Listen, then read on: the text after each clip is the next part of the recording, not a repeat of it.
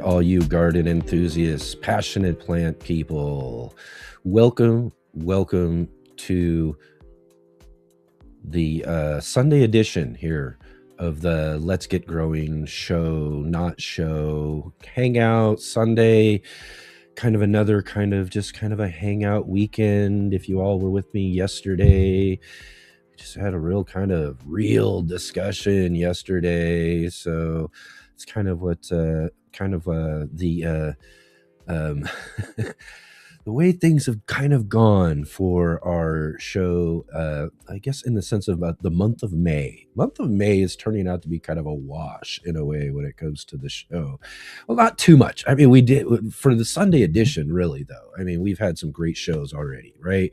We got to start off the month of May with our good friend David from Bowtie Life. He was him and Mrs. Bowtie were out at the Baker Creek Heirloom uh, Seed Company's Spring Planting Festival, and got to talk to P. Allen Smith. We got to talk to a few other people. We had some great interviews. We had a great time hanging out with them. That got our month of May started. And then, of course, we had our good friend Gardner Scott joining us to answer all of your gardening questions, because it's great to have a garden expert around a place, a show like this for sure. So it was great conversation. We had a good discussion with him. I mentioned even yesterday too. Again, we had a really good discussion with him about gardening and AI, YouTube gardeners, all that sort of stuff. It was a really good discussion. Still answered a bunch of really great gardening questions and all of that. So we had a really great show with Gardner Scott, as well as our monthly gardening book club. Again, didn't have a guest for our monthly gardening book club, or a featured book for the month of May. So again, not what we usually have for sure, but our good friend Mark, Mr. MBC, joined up with us live, of course, for the book club, and we had a really great discussion about all the sort of things going on in the garden and some projects he's working on, as well as for the book club. We both had a discussion on the books we use the most, books we still use and pull off the gardening bookshelf each and every season to reference or use in order to help us plan. You know, mine were really a couple of planning books I use for mostly each season. I still pull them off. You know, there's things I want to reference, I want to make sure. And then, you know, I kind of want to also kind of think about, compared to how the last couple of seasons have gone. I've got one that's really regional, a real regional book. So I want to make sure I'm kind of like catching up or trying to keep up with some of the changes that we're seeing each and every season in the garden. So, but it's still a good reference that keeps keeps our planning in the garden, you know, in line. So I had a couple of books. Mark had a couple of books he shared, and so we had a really great discussion on books. And plus, we even brought a couple of books that aren't even gardening related. A couple of recommendations for all of you as well too, for your reading this year. So if you didn't get a chance to check out all of those shows, go back and check out our live page there, and check out those Sunday editions of the show. And then here we are this week and next week. I'm not sure. We'll see what we got coming up. Like I said, May pretty much. We'll see what's going on. I'm gearing up, really get us going here. Hopefully by next week, but you know, definitely get some things geared up for June coming up. We've got a lot of great guests lining up for some of June and July, and moving into the rest of the season and everything too. So we've got some really great stuff coming up. It's just we're just kind of hanging out right here for these shows right now. So again, we'll kind of see where things go today. And I am kind of, you know, told myself, you know, we'll not put too much pressure on anything. If it's, you know, if we're all good and everybody's all you know, content, I guess you would say, we'll base that all on the discussion and the questions and how where things go and all of that. You know, we might cut out just a little bit early today. We'll see what happens. We'll see how things go. I'm here to hang out. And I kind of talked about that a little bit yesterday too on the show, is just, having one of those days, having one of those, kind of moments and thoughts about certain things, and what's going on and the pressures of life and things that are going on with my life personally and all of that. But also how important the garden space is for me during those times. I was kind of reflecting on some real difficult times for me in the gardens that I've had in the past, kind of, a little deeper dive into some of my gardening story and all of that I got into yesterday. It was really kind of some deep stuff for sure. I don't usually get in and share and get that kind of deep about things, but what it really came down to was just similar kind of difficult, I'll say, things that I'm working through my personal life, over the last year, and just kind of having one of those reflective times in my garden space these last couple of weeks, as I've just really, and I kind of really noticed this as I finished a project and got some things done, everything really great, and there were a bunch of things I was like, man, I really should have taken some pictures. I really should have maybe grab some video or something like that, because that's something I'm used to over the years of doing this channel and sharing my garden space and doing things like that, is making sure that I'm on top of, like, filming and snapping photos and doing all that sort of stuff. But I was kind of reflecting. It's like I didn't take any pictures. I just really kind of dived into the work and the planting and the sowing out seeds and doing all sorts of stuff. I just really kind of sunk myself into it, and it was kind of one of those situations, as I reflected on some gardens in the past where I was dealing with difficult issues, where I kind of felt like, oh, this is some real relief. This is helping me kind of work through some of these things that I'm doing, and it is kind of worthwhile that I'm actually just dedicating my time, just myself and my garden, and so it was kind of one of those kind of reflecting points of like where I'm at, where things are, how I'm feeling about things, and seeing how I'm just kind of, I almost kind of know to do that in a way, right? That if things are getting heavy or things are getting tough or difficult and those sort of things, is that I just get into that garden space, kind of pull away from everything else and just kind of get with the plants, get with doing the things that I need to do to make the space the way I want it to be, right? Because I've got this vision, this plan, these things I've been thinking about and everything too, but that's it's going to take some work to get it there. And so diving into that work has been a real great thing for me over these last couple of weeks. I'm still kind of working through, and it's going to be, it's not going to solve everything completely, but it's a great way to just kind of just let some of that weight off of your shoulders a little bit, by by amazingly enough, by going and doing some work, getting your hands dirty, planting out plants and digging in the soil and doing all these sort of things, and we talk about this a lot. We have several guests here and there on the show where we'll dive in and talk about and get into, some of those therapeutic benefits that we get from our garden space, and that's just, something that's just one of those really amazing things that we get from our garden, besides all the really cool food and all of that. But this, this great place where we can kind of, like I said, escape some things in a way, or go deal with some things, by spending some time with our plants, digging in the soil, those sort of things. It's just, again, really great, to have those spaces and have those sort of things. It was one of the things I also reflected a little bit yesterday too about, was, just what things could have been if I didn't, right? Like, how awesome was it that I was there, and that during these certain times that I could, do that versus other things to deal with really hard, difficult issues and stuff like that. So, so I'm always so thankful for the garden.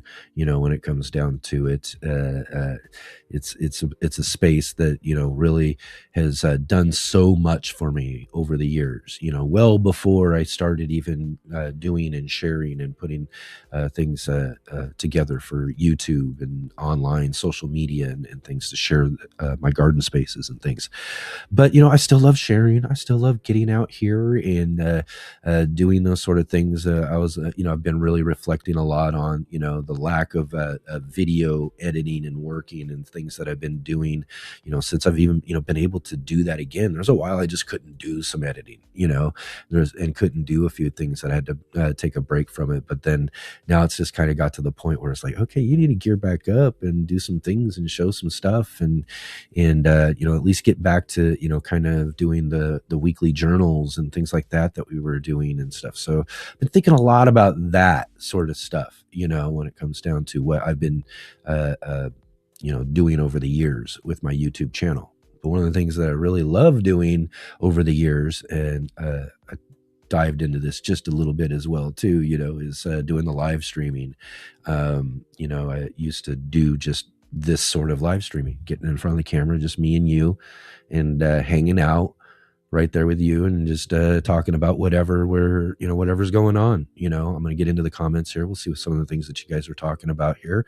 We'll kind of run through that sort of stuff. And so I used to do that for a long time, just those sort of live streams and everything. And then the whole idea for this Let's Get Growing show started to, first I had the idea and then it just started to develop and became something over a couple of years. And now over the last few years, we've actually been, just doing an amazing shows with some really awesome guests and really taking the live streaming to a whole nother level, and I really just love it and enjoy it. And a lot of that reason is because of all of you. And I talked about that too, as well, because that's another big thing about getting and doing the YouTube channel and sharing, social media and all these sort of things that I've done over the years is that it's really, built up and really helped me, find real community in my life. People that, I could show up here each and every weekend and come hang out with all of you and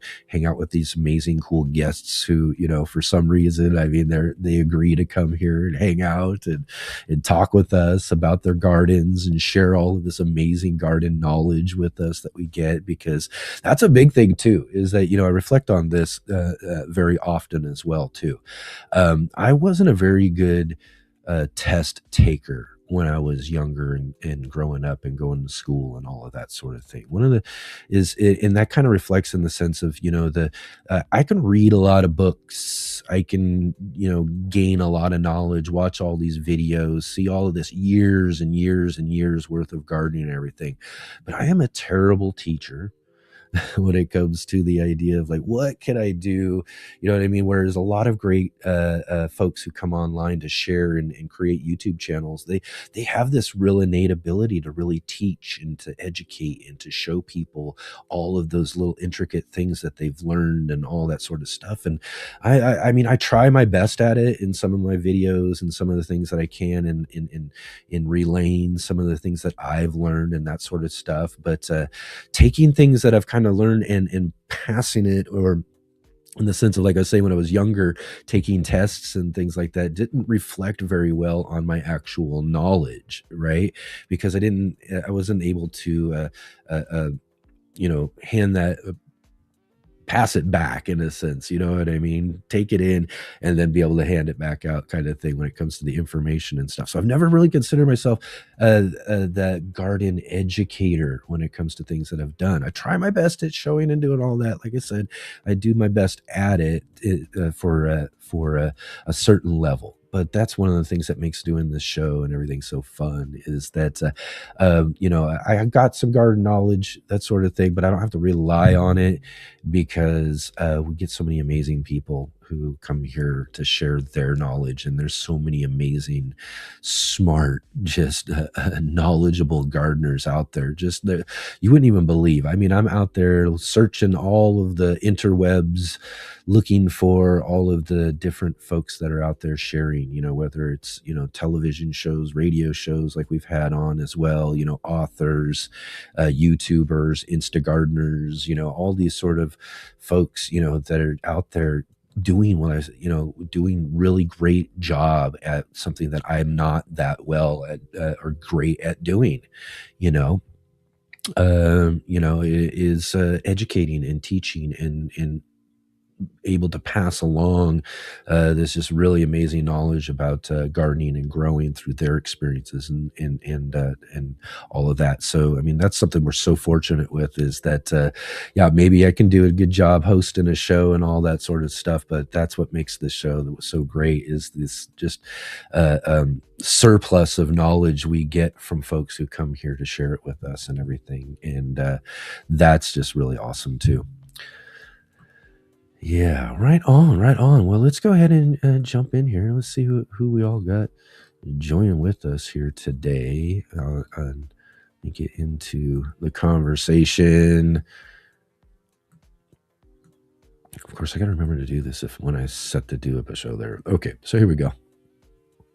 Sort of our roll call. Not really. I mean, we could roll the roll call thing, but we're just not worried about any of that sort of stuff here today. Like I said, it's just you and I today. We're hanging out, talking about whatever you want to talk about too. I mean, let's get into some garden stuff too. I'll do my best. You got some questions, you got some thoughts, you got some ideas, you got topics or any sort of things like that you've got going on or whatever, that sort of thing. Definitely let me know, and we can get into all of that. And I'll do my best. Like I said, I try sometimes.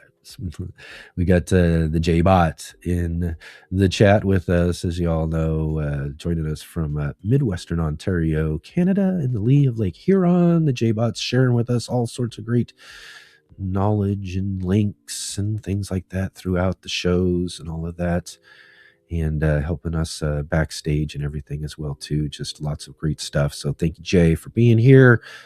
Thanks for keeping our conversation going.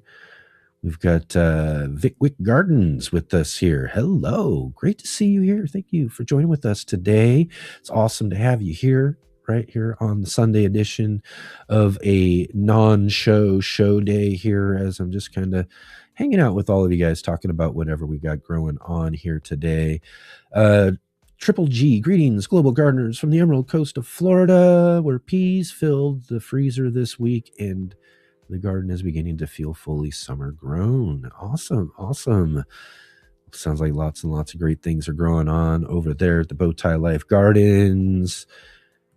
Got Sean the gardener with us, joining us from Cornwall, UK. Thank you, Sean, for being here. It's awesome to have you here with us today, hanging out, talking about whatever we got going on.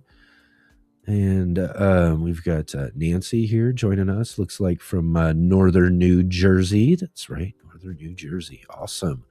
Thanks for being here with us today. Great to have you here, Nancy. Let's see. Serena, hi, cousin. Hello, how are you doing? Great to see you here today. We got John Jude in the conversation. And he says, hi, everyone. From a very soaking, mild Ohio Zone 6A, mid-Ohio, might be our wettest week of at least this year.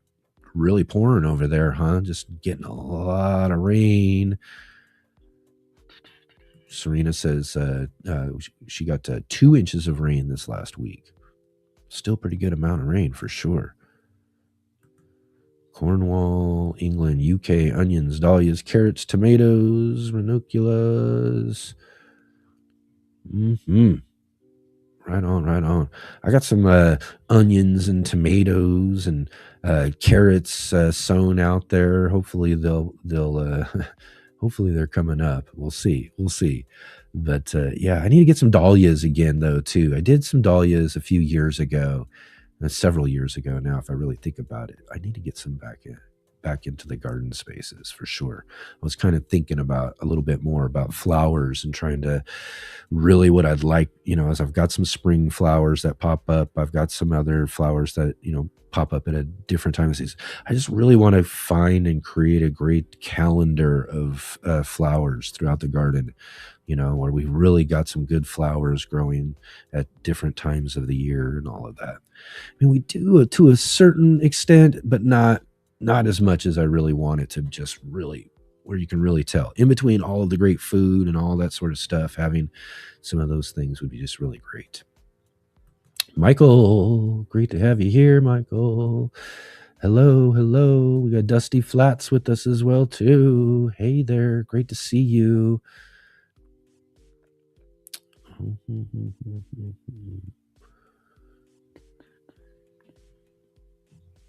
Let's see, what do we got here?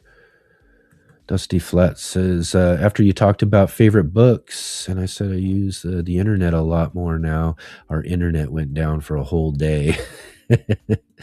Oh my, I know. See, there's the thing, we got it. That's why we got to have our books to turn to just in case. You never know.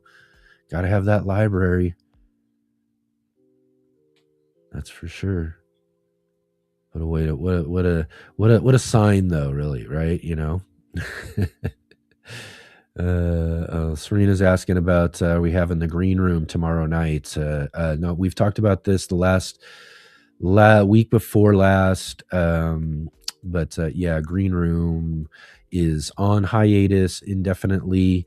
Hopefully, just maybe until I'm hoping and aiming for end of August, maybe is what I'm thinking. We're working a couple of ideas. I haven't put too much thought into it because I'm working on some other things, but we're going to get some things together, and we'll see what we get going. I mean, I really loved that green room. It was such a fun show. I loved the time slot. Being on a weekday evening again was really fun. So again, I really, really believe in that show a lot. So we are going to get it back up and running.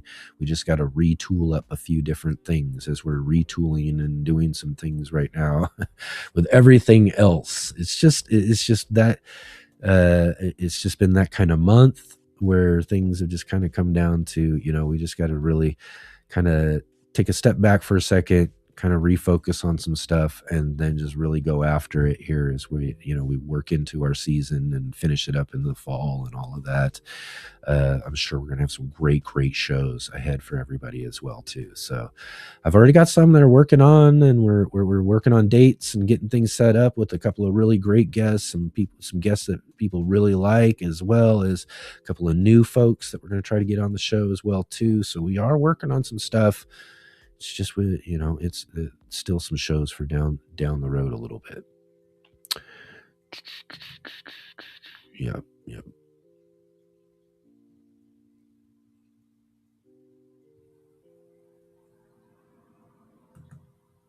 Let's see. Serena says, I never seen a hummingbird in my backyard any day. Any idea how long it could be before, or how long it could take before I see any now that I am growing Nicotania and Salvia? Yeah. Okay. Well, I'm sure those are really, hummingbirds, if you've got them in your area, if there's hummingbirds flying around in your area, they will eventually they'll flying around, they'll be scouting and looking around, and they'll discover those flowers when they're out in full bloom and ready to go. You just got to keep your eye out when those plants are fully bloomed and going, I don't see hummingbirds very often myself here in my garden space because I don't really grow the flowers that attract them much, right? You need some of those longer flowers that they really like. I did get a pineapple sage. I got a pineapple sage plant at a farmer's market that I visited down in Los Angeles with Wendy. Wendy and I went out to a farmer's market down in Los Angeles on a visit down there, and she told me how cool this pineapple sage was, recommended I grow it, all that sort of stuff. And so I got it. I got it growing right out of my herb garden, right at ground level, grew it out and everything. And when it got to full bloom, the hummingbirds were flying around, and it really got me. And that's what really kind of got me. I was like, oh, wait a minute.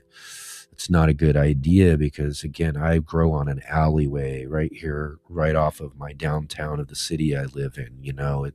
There's cats that are running around all over the place. I've got my own cats to keep those cats at bay.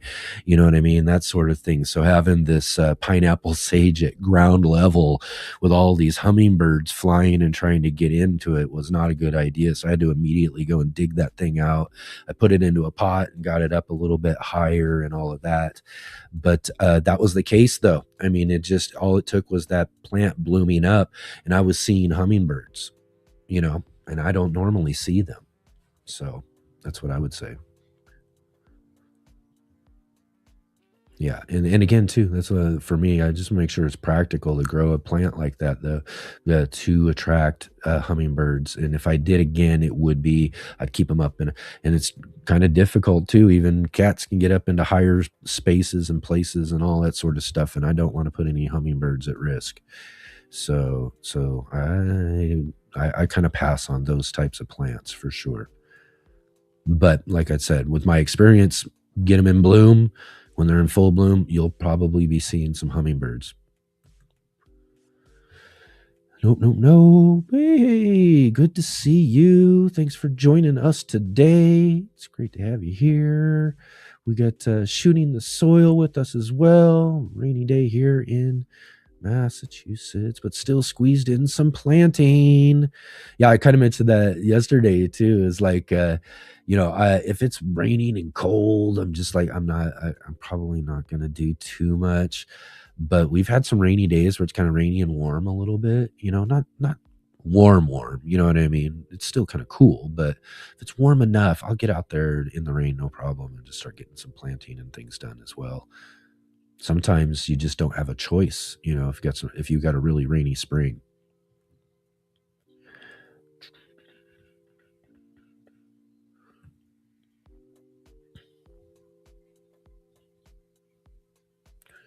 Oh, I like this here. I almost had a dusty flat yesterday. Even though it has been overcast, the wind can zap moisture. Yeah, that's another thing. Windy days, if you got your starts out there and everything, make sure you keep an eye on them as well too, because they'll zap up that moisture for sure. That's very true.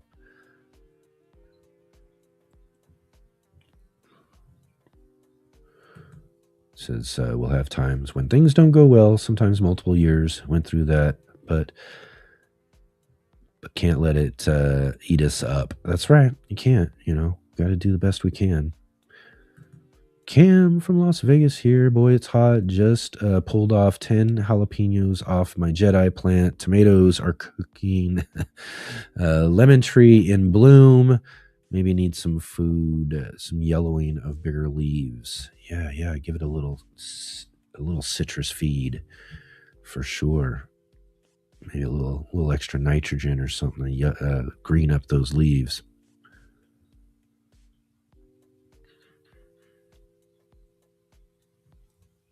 Mm-hmm. We've got, hi, I'm Vicky, currently in Connecticut, Zone 6A. I'm preparing for a move in about a year, so I am trying air layering and grafting my fruit trees. Strawberries will be ready soon. Yeah, I've got strawberries going already.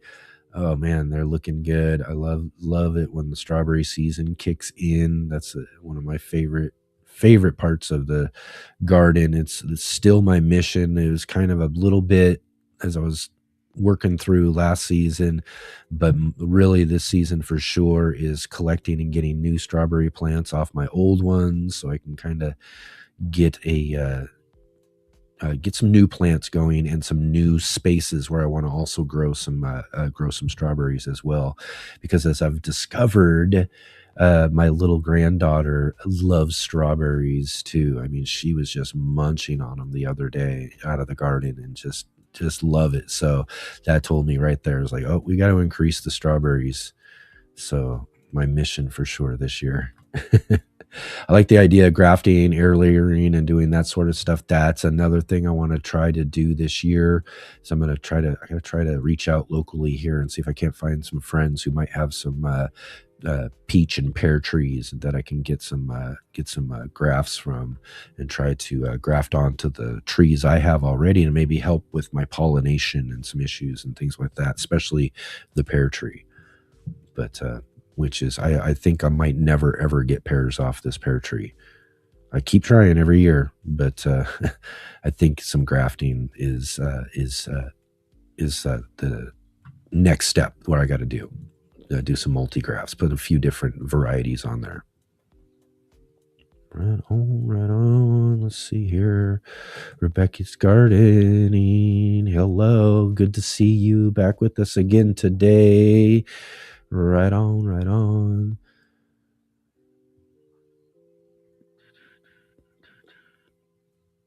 Let's see here. Got most of irrigation parts just delivered, so that's what I'll be doing shortly. Fun, fun. Yeah, Mark and I kind of talked about that a little bit on the last book club as well, too. Right? It's some work. It's good to have a good irrigation system and that sort of thing, especially small space urban gardeners, container gardens, and things like that. It's really great to make sure you got a nice tiny little system that you can either up it or lower it, depending on how hot it's getting throughout the season, to make sure that you're not letting anything dry out. But yeah, it can be some work, lots of fun getting it all together, piecing everything and everything.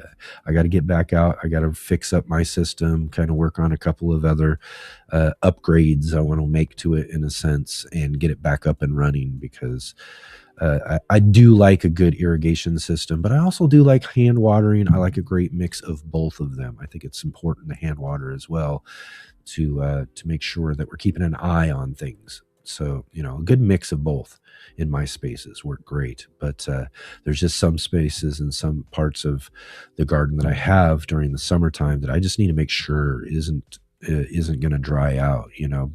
If I get busy, and something gets ignored, it's trouble city back there. So I got to get on top of that and get that back together. Let's see here. My mom's yard has Madame Gala plants that hummingbirds love, as big orange trumpet flowers. Yeah, that was the word I was looking for. Trumpet flowers. Yep. Yeah, you got those type of trumpet flower plants. Hummingbirds are going to go crazy for them. Yeah, and even if you, like I said, you might not see hummingbirds around your area very often. You might not just notice them. You might even think you don't have hummingbirds, but I bet you grow one of these plants. Like I say, this pineapple sage I tried. I'll bet you start seeing some hummingbirds you never thought you had in your area. They'll scout and they'll find those things for sure. Gardening is so relaxing and challenging at the same time. Yes, it is. I think that's why we love it, right? It's a great mix of both of those things. Rebecca's Garden says, man, it's 86 here today. Feels like 91 in Cypress or Katy, Texas, area zone 9. I don't know what I'll do in the garden today. I know it's tough again too. It's cold, wet, and rainy. And then there's the hot and just the heat. I'm one of those people, I've talked about this before too, is that I love getting out and sweating in the garden. I love the heat and the hot of the summertime. We get up into the hundreds around here and I'm just out. It does get to wear on you a little bit for sure, but I'm one of those just heat loving people. Even though it's a difficult time of year to garden in, I still like to be out in the garden for sure.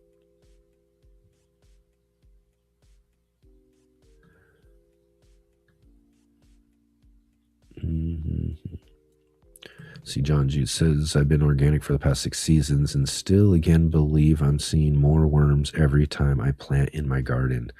Absolutely. Absolutely. You keep things organic, you're working, you're doing some good things to your soil, helping build that soil life and biology and all of that, keeping some good organic materials around your soil and doing just those types of really great things that a good organic system is in your garden. Oh yeah, it's great to see the worm life.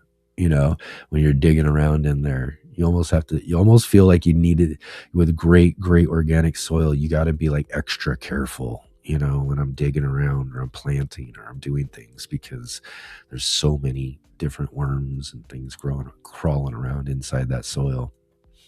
Love it. I love it. Then again, too, I also love I love worms though too. I got my worm bins and collecting my vermicompost and all that sort of stuff. Yeah, worms are awesome. Hey there, it's Mike, Zone 8A, North Alabama, enjoying good rains we need. Yes, yes. Yeah, and again, too, if you're in a region and it's raining right now and you need it, oh, it's nice. I wish we had more right now. We had some rain a little while ago, and I was like, yes, bring more, bring more, bring more. But there gets to be this time of the year where we're like, start to get worried. Like, was that the last rain we just saw for months? I don't know. We'll see. Maybe we'll get some more. I don't know, but it's starting to warm up around here for sure.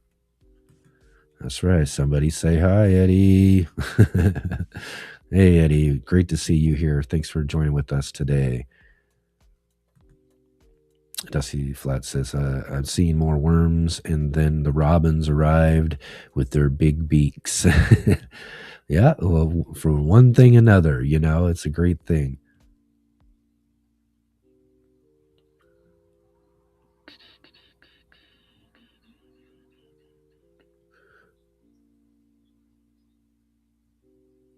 Mm-hmm. Oh, John says, I don't see Jay. Jay's here. She's doing all right. She's in there with us.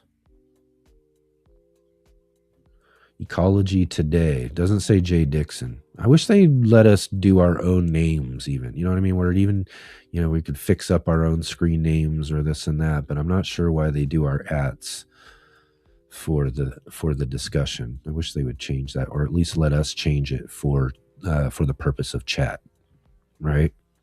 We could even put our own regular names if we wanted versus our channel names and stuff. Wouldn't that be a nice feature? Let's see here. Rebecca's gardening. I have hummingbird plants, but didn't see any this year, but my flowers were slower to come back from winter. Yeah. What's this here? The hummingbird water feeder are great and don't need red dye as it's not healthy for them. Right. Absolutely. They'll find it. They'll find it. They don't need that red color. Most grow centers know what you might want if you just request the hummingbird bush. The hummingbird bush. There you go.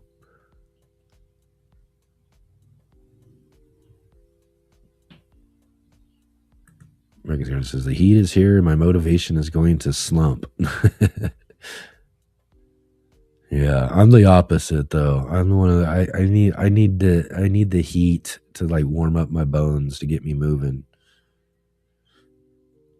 Wintertime kind of, slows me down.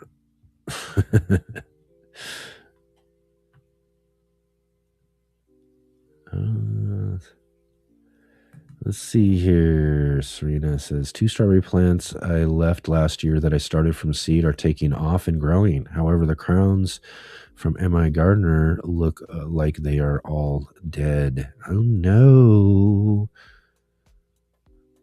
Yeah, sometimes I just worry about, and I've had some success and some failures again to ordering strawberry plants through the mail years ago when I did that the last time. And it's just one of those things, is some of that I'm so reluctant to try to order anything kind of live that you have to, you know what I mean? Or in the sense of like the strawberry crowns and things that, are dormant when they're sent to you and supposed to come back alive, in the sense, right? When you get them back to you. I just, I have the worst time with that stuff. So I'm right there with you, Serena. I don't know, but great to see that the ones that you've planted. Recommendation is just to go find some good strawberry varieties from a local nursery that knows locally those really great ones that grow well for you in your area. I like a ever-bearing variety, though. I like my plants to be producing strawberries throughout the season versus like a June-bearing variety. But there are some advantages to some good tasting, really big, nice Juneberry varieties that there are out there. But you just get that kind of one harvest versus an ever-bearing variety, which I try to plant throughout my gardens. But yeah, go find some local stuff. Those will do well. And then once you get a couple of plants going, in fact, if you're patient enough, you could probably take those couple of plants you got there. When they start producing runners, you start making your own new starts. Within a couple of seasons, you can have all sorts of strawberries. Mhm.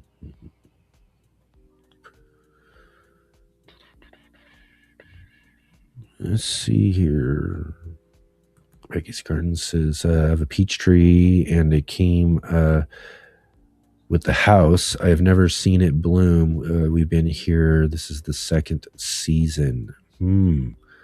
Wonder what those reasons would be why it hasn't bloomed, but maybe I'm not sure. I'm terrible at, like, I'll get an expert on this show and I'll help you figure that out for sure. In fact, we had Tom Spellman on not too long ago. In fact, you want to try to figure out what's going on with that tree, he might be someone you could reach out to, and we can figure out and find his link.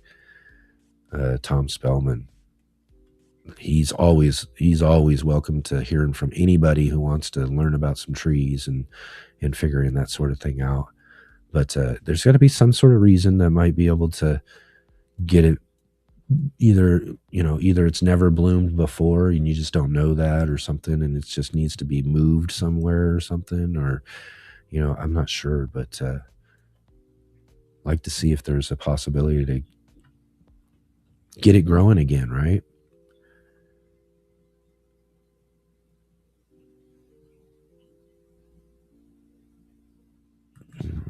This is Texas tax free this weekend on a lot of gardening stuff, irrigation included, but I'm broke. I know how that goes. I'm so broke too.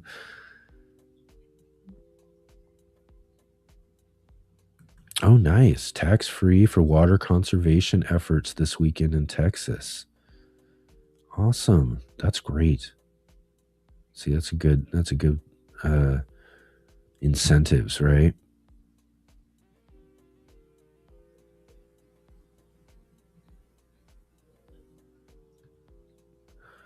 All right, everybody. I hope you're all having a great day today. Let's see here. I had painted my shed with flowers and hummingbirds. Oh, with flowers. Oh, I painted my shed with flowers and hummingbirds would stop and try to get at the flowers, right? Sometimes it's hard to tell, right? If you painted them so well. But then again, the colors, are attractive as well. And as we were talking about the red, it doesn't mean they're necessary, right? The red being in the little juice things that will set up for hummingbirds. Not necessarily that it's necessary, but those colors will attract birds for sure. Jay asks, has anyone used a worm tower in a raised bed? Oh wow! Did you guys anybody use a worm tower in a raised bed? I have not yet. I've thought about it though. I should.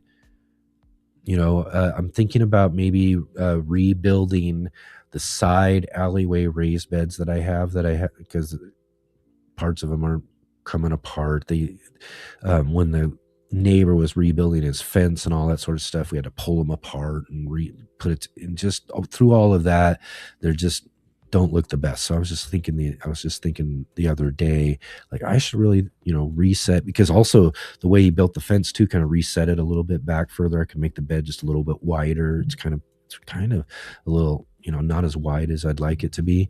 So I can make a little wider bed, put a couple of new beds there, and then build in a couple of cool little worm towers inside of them or something would probably be a really great idea. I like that. I should do that for sure as a part of the plan of doing that when I get around to it, maybe next season. John G said, I tried cutting 3-inch squares of cardboard and burying them. Seems to have more worms than ever and will bury more when I dig again. Yeah.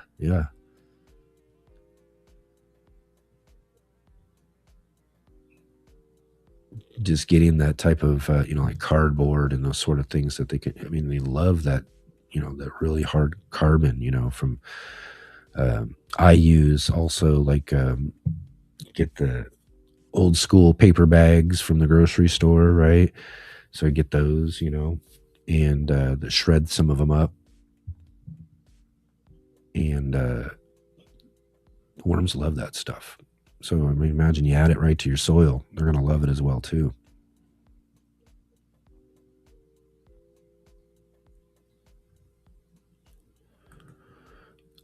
My hummingbird bushes are also slow coming, but they should be fine. I removed the dead branches.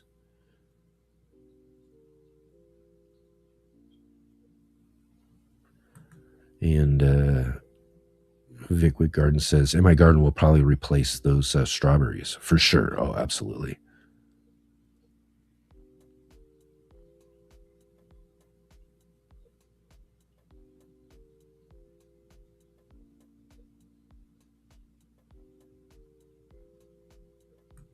Yeah. Varieties of the same vegetables and others can be from different zones, so be advised to grow from the dealer near you. Yep. That's why it's always good to go and check out some of the things that they're growing, and even if you do like starting things from seed, go to your local nurseries and kind of peruse around and look at what they're recommending and selling for growing in your area, the different types and varieties that they're doing, and then go find the seeds for them and start them up yourself. Just get an idea of those types that are going to be growing well in your area.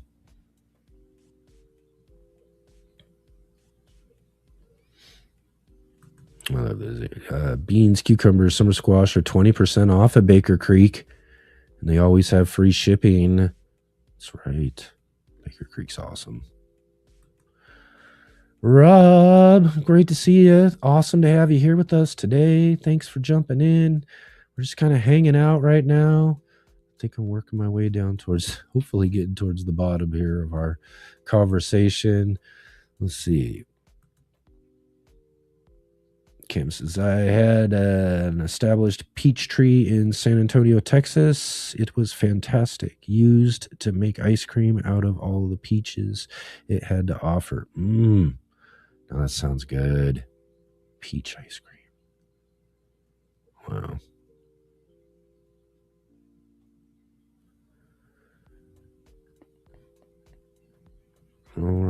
All right.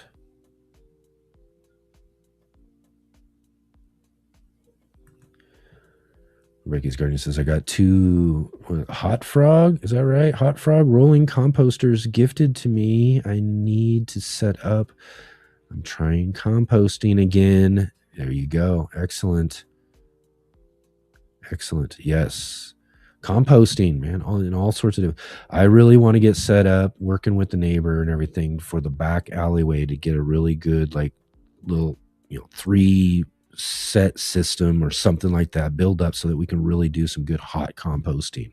Because it's the only type of composting I've yet to get to do around here that I want to get set up, because, and they have all sorts of different types of composting that we're doing around here, because it's great. Again, talking just a little bit ago about setting up and creating organic systems and things that we're utilizing in our garden, having that compost that we're producing ourselves right out of our own garden spaces is great to have, and so great for our soil. And as we were also mentioning too, it's so great for, creating all that great soil life, get those worms active, get all the things going on to really help produce really great plants. Compost helps feed that soil. Soil comes to life, and we're really taking care of it well. Then that's when we know we've got optimal situation for really great plants to be growing, getting some really great food too, higher nutrition, all that sort of stuff.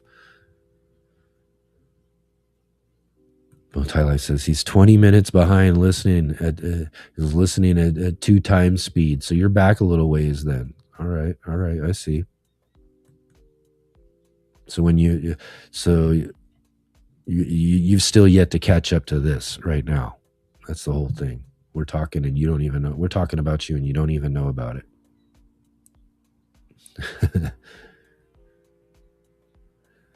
All right. Yeah, okay. Well, looks like I've made it to the bottom of the discussion here. Let's see.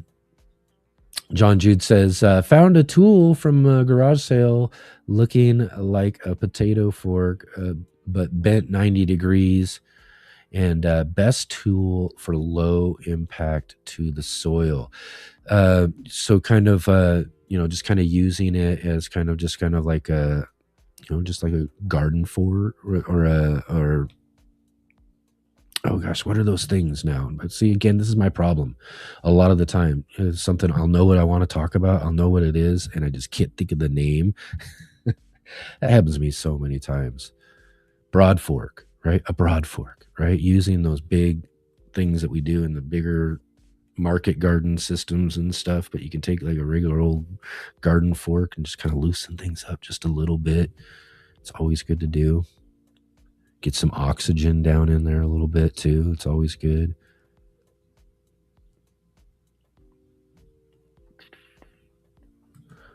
Oh, whoops. Let's see. Wait a minute. Rebecca's order. I have tomato and loofah growing in my compost. I don't know where to move them to. I can't think of space for loofah. Oh, now that's kind of a trouble then, right? Because that's going to take up a lot of space. That's going to want a lot of your space. You might just have to, hand that plant off to somebody. Maybe see if you got a neighbor or someone who's got some space for it, or I don't know, maybe go do some guerrilla gardening somewhere in a city space, or a median or something like that, or something, and see what ends up happening with it, right?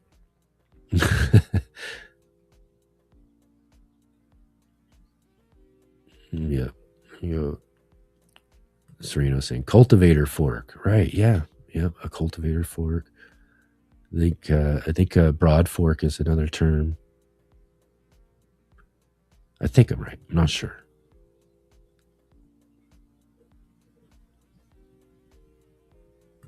Says yes. The tool is like a heavy, deep rake, really good to make raised beds. Awesome.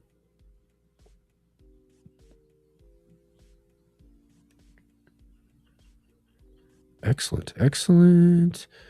Oh yeah, loofah is big. Oh yeah, I know. When our good friend Bowtie here catches up with the conversation, I mean, he will definitely agree. Loofah is very, very, very big. But yeah, I don't know. Maybe you got someone who can volunteer some space somewhere. Put the word out locally. Hey, I've got a loofah. Vay's Place jumping in with us here in the conversation. How are you doing? Great to see you.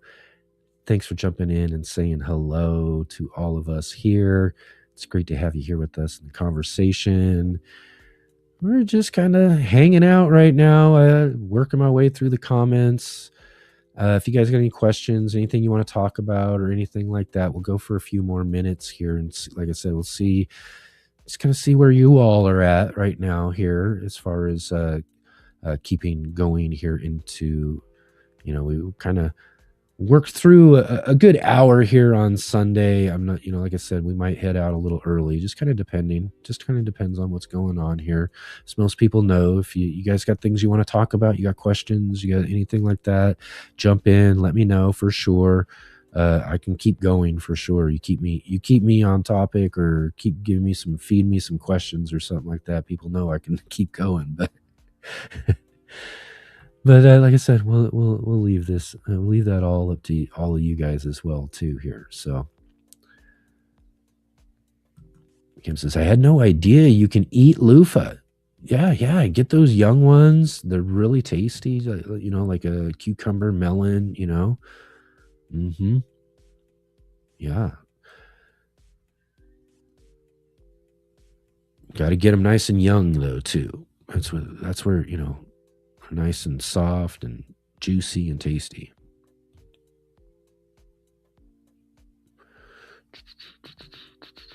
Question for the chat. What's the easiest plant you've ever grown? What's the easiest plant you've ever grown? A volunteer.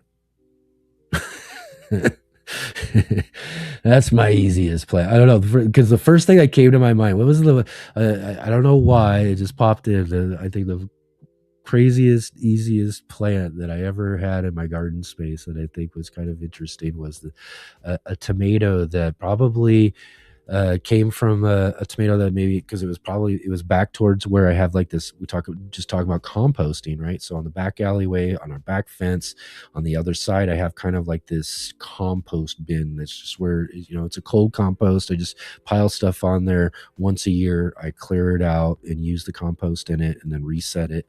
And then we go, and I do that once a year. But I think at some point I was putting tomatoes in or doing something like that. And, maybe a tomato seed or a tomato or something like that. Maybe even it just fell from a bird. Who knows? But because it's close to the compost bin, I kind of think that it had something to do with that. But a tomato plant grew right out of the alleyway gravel, right alongside, just enough off of the roadside where nobody could drive, to drive over it or anything. And it grew probably one of the best and better tomatoes as far as plants and even for that year. This was, I don't know, 5 or 6 years ago, maybe even a little more, I'm not sure. But it just grew like it had no problem. Big fat stalk just growing right out of the gravel. Grew some nice sized tomatoes. And just, it was really crazy. So that, to me, I kind of think of that, it was like the easiest, a volunteer that just kind of does its own thing, grows, produces something really nice and awesome, compared to, somebody volunteers and it doesn't do that well, whatever. But this one did really, really well. And I was really surprised. So I don't know. I would say that was the easiest plant I've ever grown. But I don't know. What are some of the easiest plants that you guys have grown here? Let's see. Easiest plant is sweet potatoes.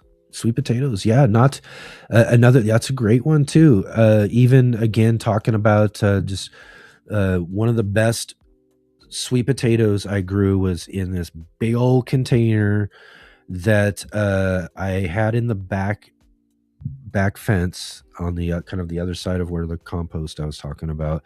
But I was digging up a space for something else the year before, right? And I was kind of I think I was digging up a hole or something like that, and I was going to take the soil and move it, do something with it. So I put the soil in this big storage bin that I had back there, and I didn't do anything with it. Didn't do, it just sat there.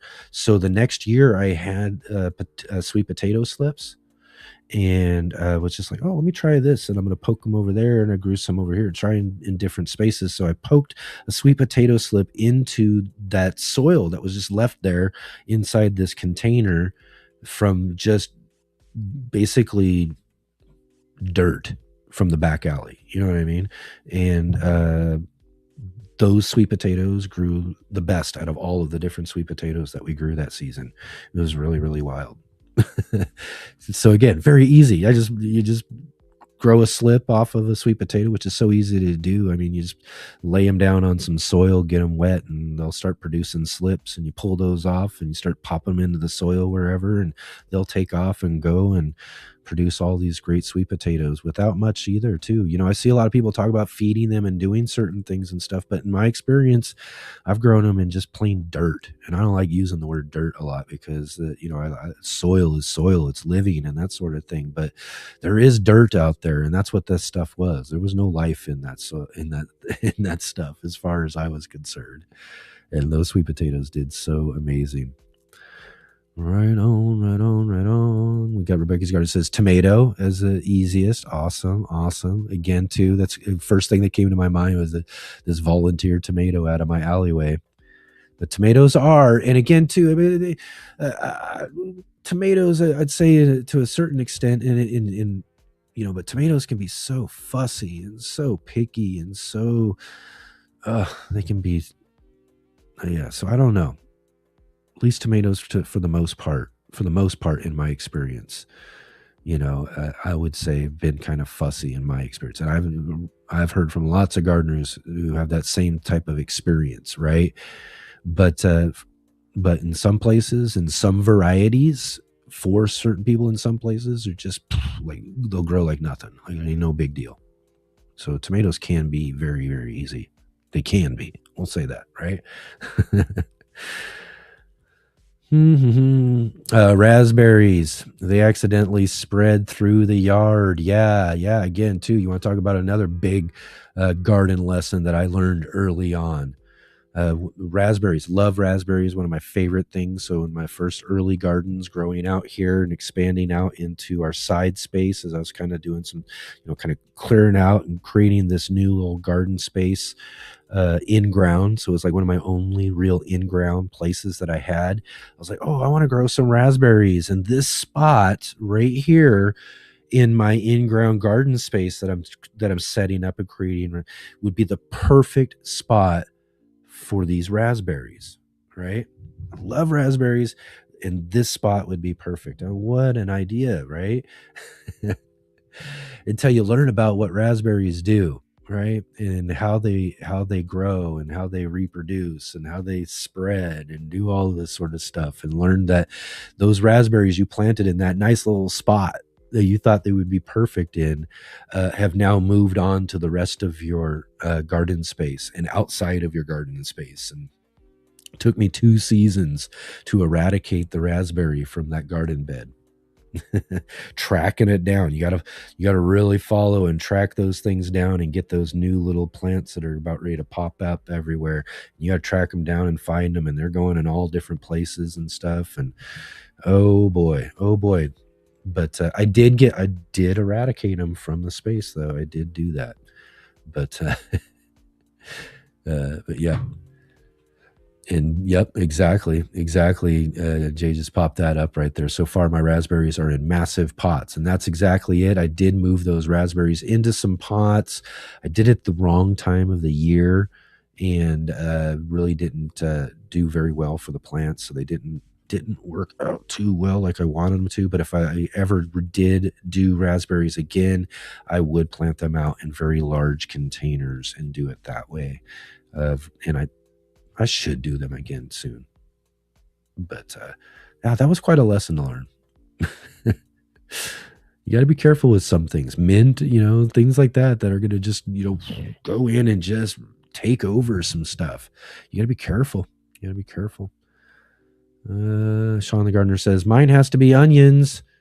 Onions are really great. My challenge though um, has been at times is getting onions to go well from seed. You know, I can go to my local nursery and I get some good local onion starts. You know what I mean? From there, and I'm off to the races, and I get these big, fat, great ones.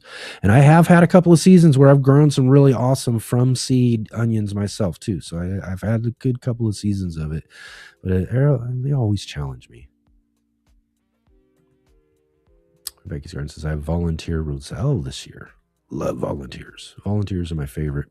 I was just looking out too earlier before the show because I'm going out checking every day to make sure. I was a little late to clearing out the space and everything and getting it ready, but there are now, and I'm starting to see them pop up all over the place. My little volunteer Prax cherry tomatoes. I've been growing these for years since I got them, the seeds from Ray Browning, the Praxis 55712 channel, old school, original YouTube gardener, OG. Gave me some seeds many years ago, and I continue to grow those as volunteers every year in this space because I just grow them out, get my fill and take as many of them as I can, and then I leave some of the big fat nice ones on the plants to fall off and to go into the soil and come back for me the next year. I've got a great patch of volunteer potatoes out there. The potatoes are looking awesome, popping up everywhere. And again, I just go in there and grab the big fat ones out of there and leave a bunch of little ones behind. And the next season, I've got new potatoes popping up and more big fat ones again. And I've been doing that the last few seasons now. I'm loving this whole little volunteer potato patch thing I've got going on.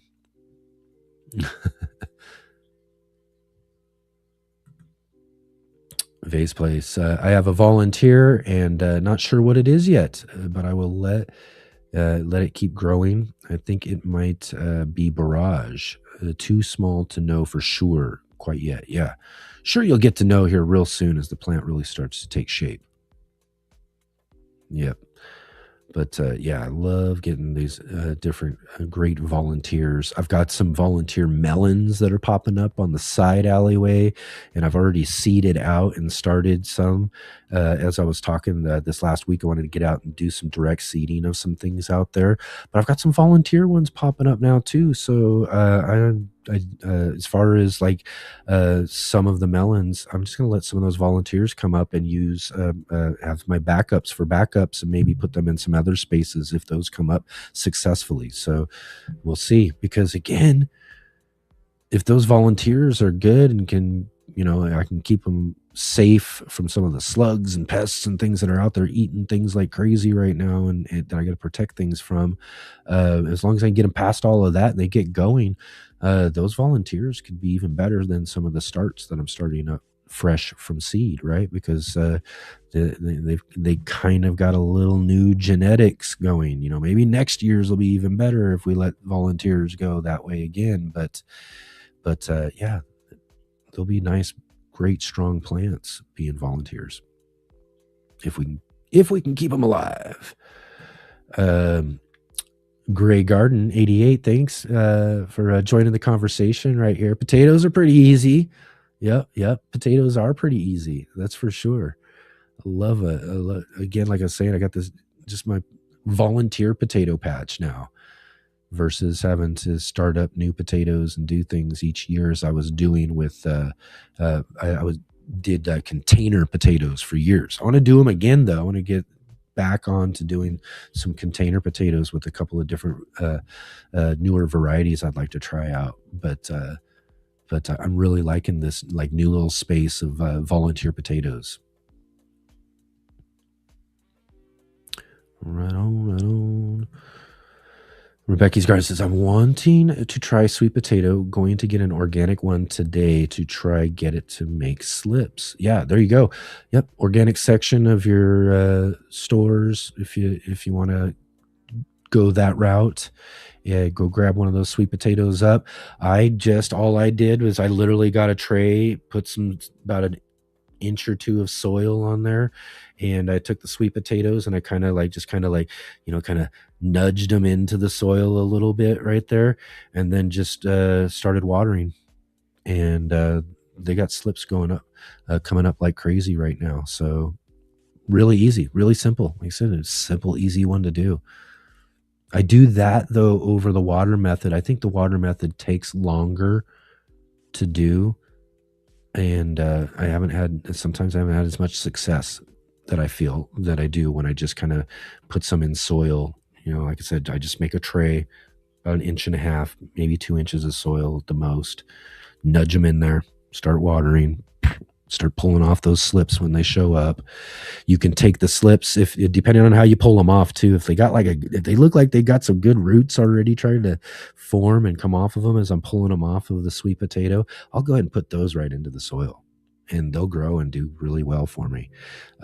But sometimes if I'm pulling them off and I don't see too much of the nodes popping out too much yet, I'll put them in some water for a few days. They'll start to come out a little bit, and then I drop them right into the soil. Again, so easy. So yeah, go out and get you some of those sweet potatoes.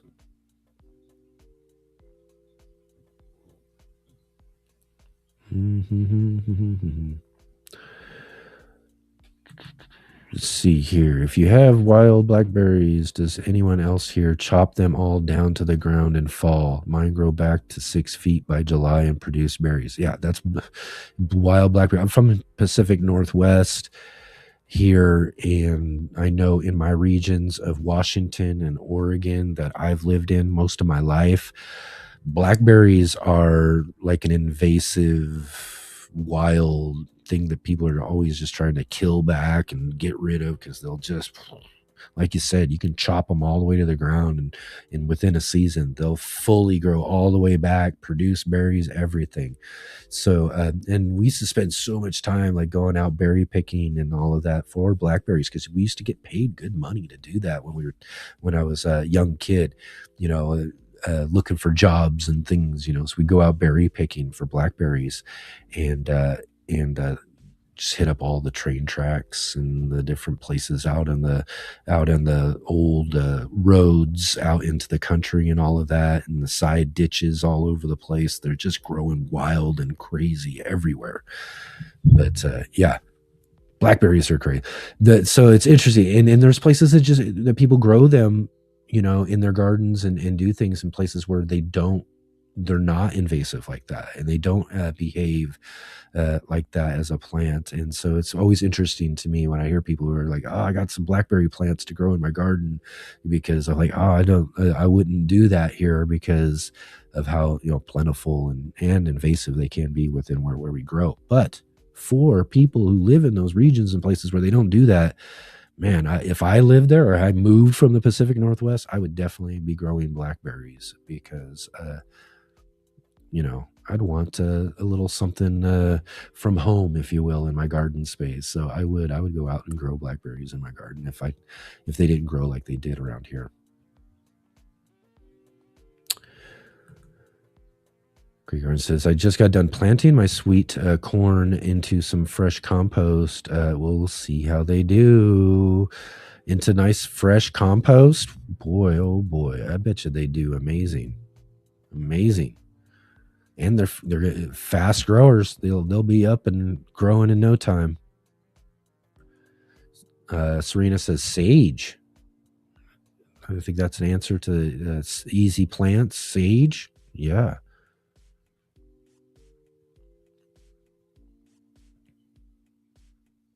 I tell you, I was talking about that pineapple sage. That thing grew like crazy. Like there was no tomorrow. It did really, really well here. I just wish I could. I wish I could grow it though.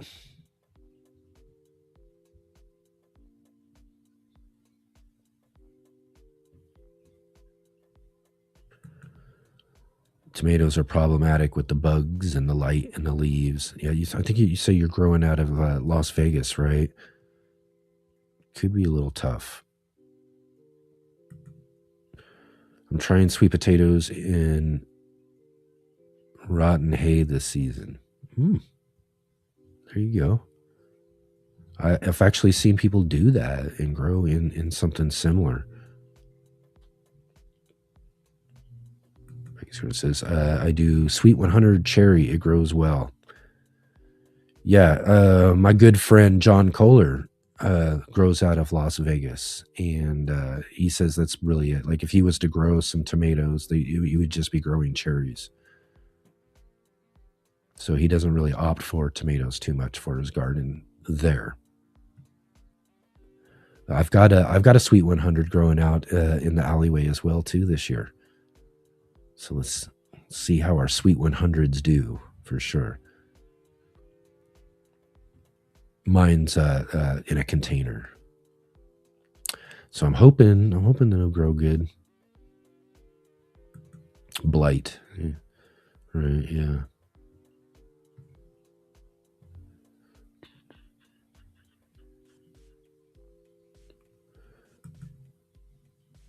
I haven't tried raspberries. Yeah, yeah. If you got good space and a good place where you can just kind of dedicate one for them, out somewhere, a part of it where it's not on your regular garden space that you would grow other things and more annuals per se, right? That sort of stuff. Don't let your raspberries around that. But if you have a space that you can go dedicate for that sort of stuff, oh yeah, that's great. Or again, like I said, get some big containers. That's what I would do.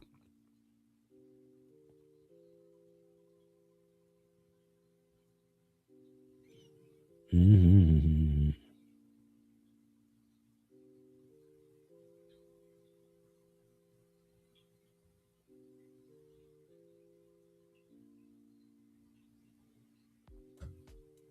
Oh, let's see here. Oh, question. I want to test bioassay some straw bales before using in the garden. I soaked straw for days and am now watering peas in a pot. Any tips? So you planning on putting the peas in the straw bales? I haven't done any straw bale gardening. I mean, I've watched some videos where people do those sort of things. Like you said, they just kind of grow right in them, let it grow. And, I suppose as things are breaking down and doing things inside you know, so yeah. So I wouldn't have any tips per se, but maybe some other folks who are in the conversation have grown in straw bales and have tried one of those sort of things. But yeah, maybe, and I'm not sure, maybe some folks add some compost to the straw bales and then plant in them. I'm not sure exactly if I remember correctly some of the videos I saw in the past where people were doing certain things with that. But yeah, it hasn't been something I've had an opportunity to try.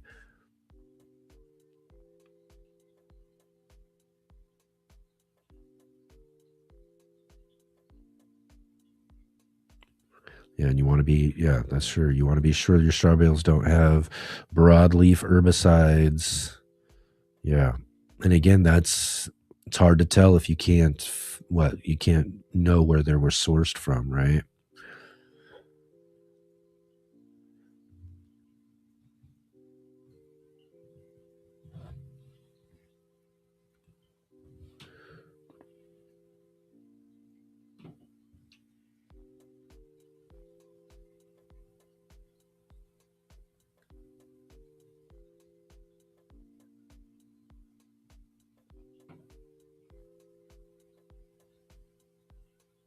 Hmm.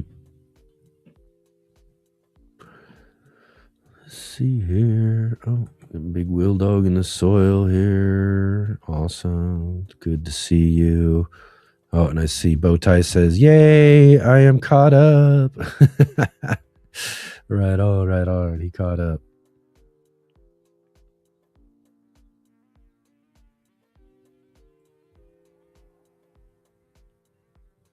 How do you know if the straw is safe? Yeah, that's a good question. Without testing or being able to find out whether or not certain things.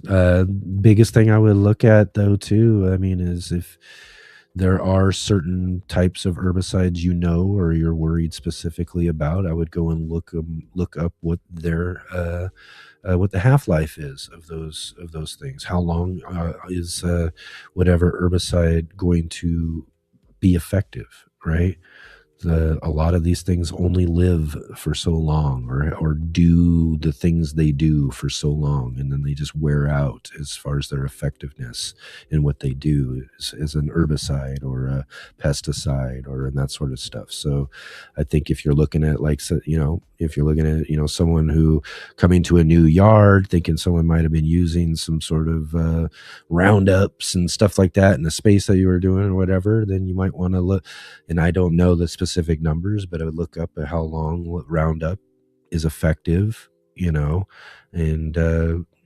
basically expect that from that point on to that amount of time is what I would kind of plan, just kind of plan in the idea that it was just yesterday that something happened. And then from that point I would go and I'd wait that amount of time before I actually started really doing something with it.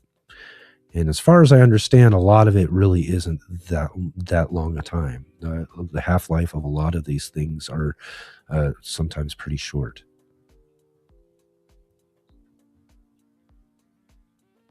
And then again, all in all doubt, and it's just something you don't want to take a chance on, just don't do it. That's what I mean, for me, it's like a lot of stuff is like, certain things, I'm like, if I don't need to, I'm not really going to worry about it. Or do something with it.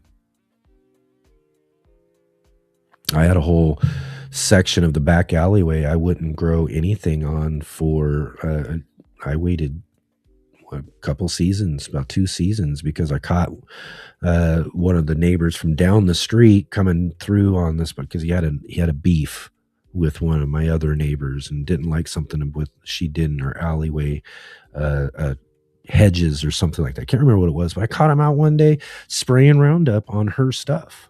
We had a whole issue about this. It was a big deal. But my problem was like, hey, I'm growing food right over here, and you're spraying that like right there. That was a big deal.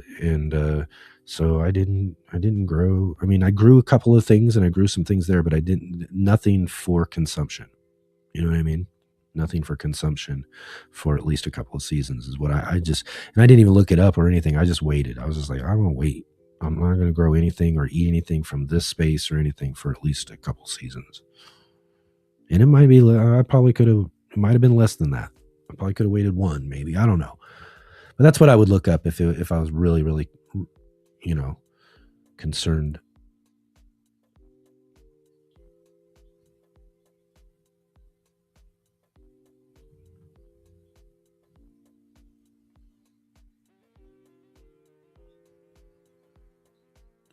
What's this here? Mrs. Bowtie is recording a short of making seedless blackberry crumble during this show. What? Oh my, that sounds so good. That sounds so good.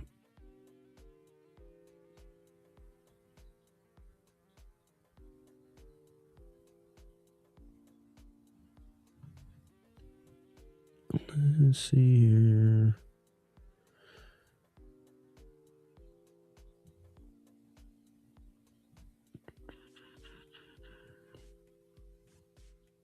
All right, let's see.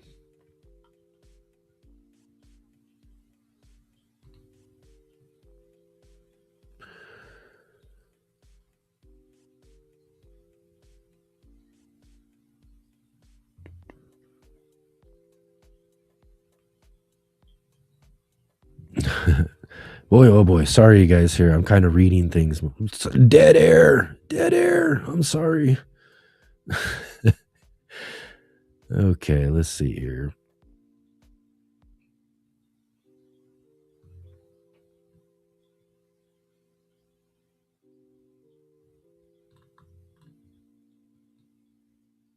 Okay. Anyways,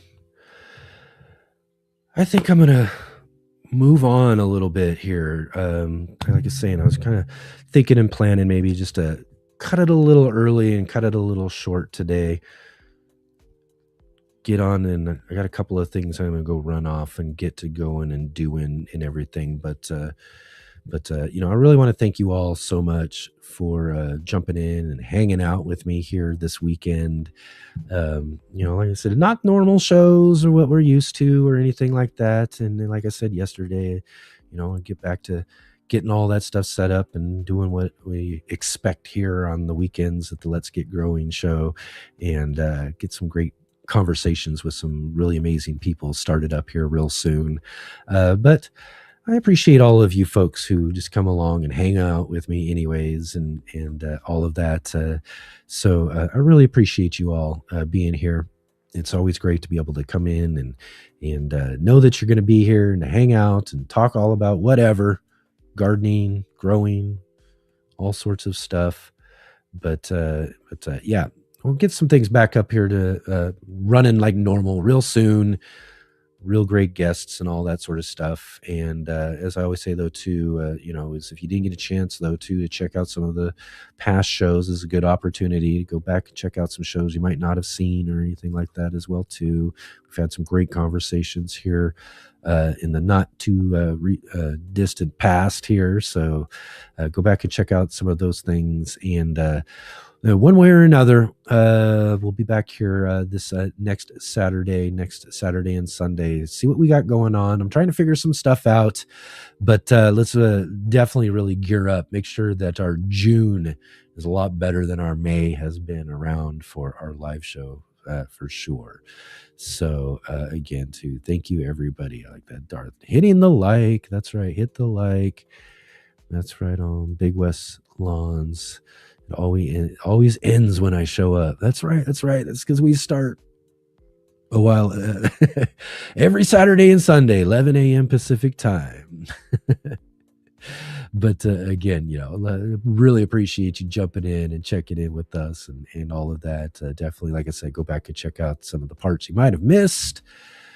Check out some past shows or anything else as well, too. All of that. And like Jay says, we appreciate all of you so much. So much. Thank you for being here. It's just really, really, really, really awesome to be able to, like I said, know that I can come here and hang out with all of you and spend some fun time on a Saturday and a Sunday talking about our gardens, our garden stories, all the things growing on around our different spaces and all of that as well, too. So again, thank you everybody for being here. And we'll catch all of you this next Saturday for sure. All right. I'll see all of you then.